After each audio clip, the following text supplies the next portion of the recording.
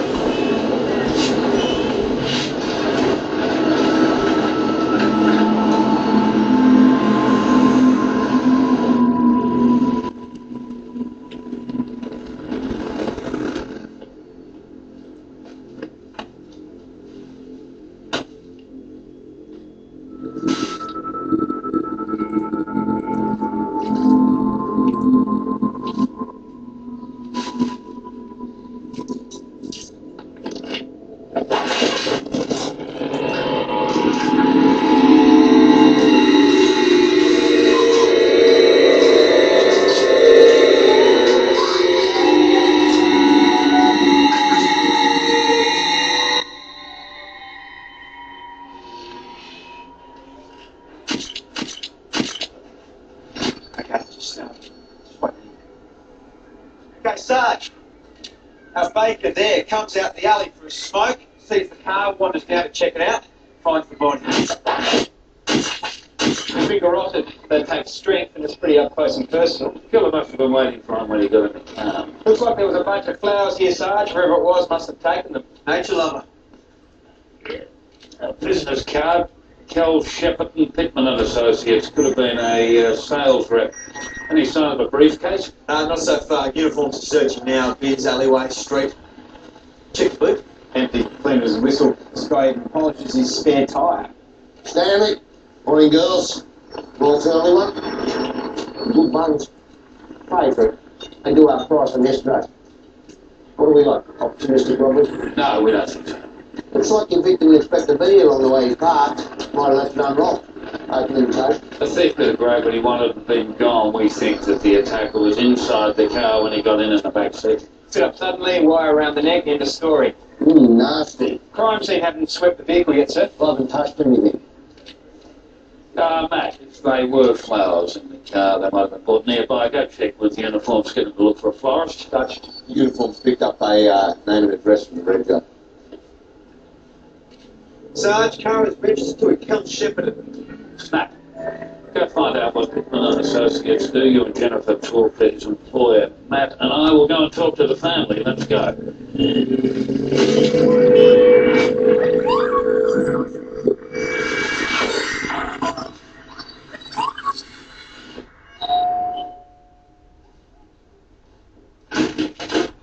Mrs. Shepperton. Yes? I'm Detective Senior Sergeant Wolf. This is Detective Senior Constable Ryan.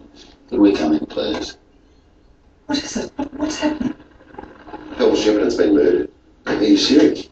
He was killed sometime last night. I'm very sorry. Thanks for coming in so quickly, Mr. Pittman. Have a seat. So you employed Kel Shepperton? Yes, I employ 13 people on a freelance basis. They're doing what? Security clearances vetting. Which involves? Qualification verification. In-depth background check on people usually undertaken at the employer's request. Sounds like specialised work. Yeah, it is.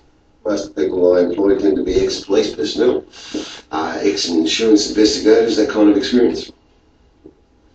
I've been up all night waiting for him to come in, ready to give him a serve. I can't believe he's dead.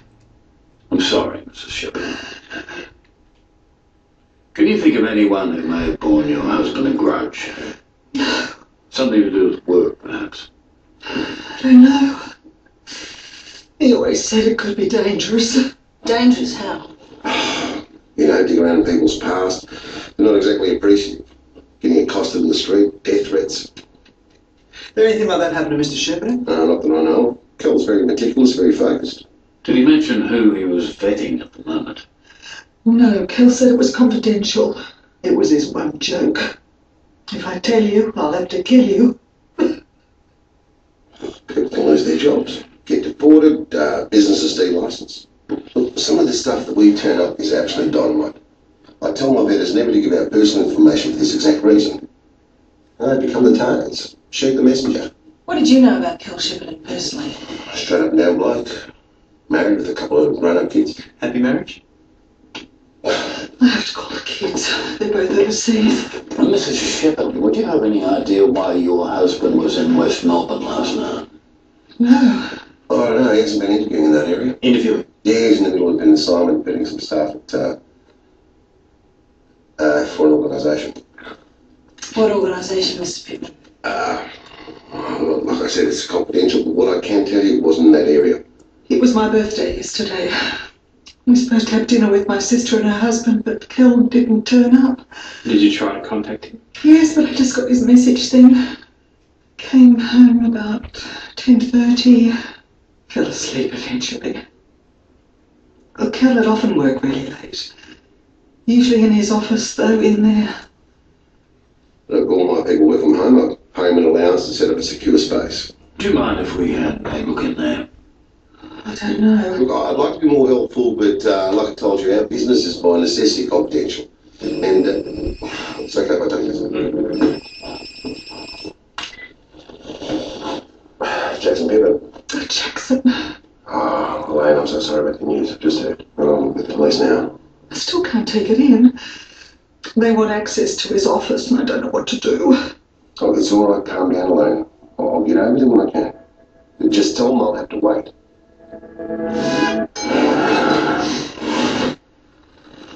I do owe you an apology. What about? Well, Terry Jarvis hasn't spoken to you? No. Well, I tried to access my files on your office computer. I know you said to call you first, but I thought it would be better for everyone if I just did it on my own. What's Terry Jarvis got to do with it? Well, he found me before I got to do anything. Do you think he's told the OPS? No. No, Tim, he's interested. See you back there ASAP. The paperwork's driving him mad. So the corruption charges, the OPS haven't given you any more specifics. Still waiting. Hang in there, Ernest. You're not alone on this, you know. I appreciate you telling me that, Stanley, but the reality is I am on my own. I don't see how I can come back from this. Mud sticks. You're not thinking of resigning. I wouldn't give those bastards at the OPS the satisfaction. Good on you. I have had another calling. You shown the OPS? It's no point. I'm going to get to the bottom of this myself. Thanks.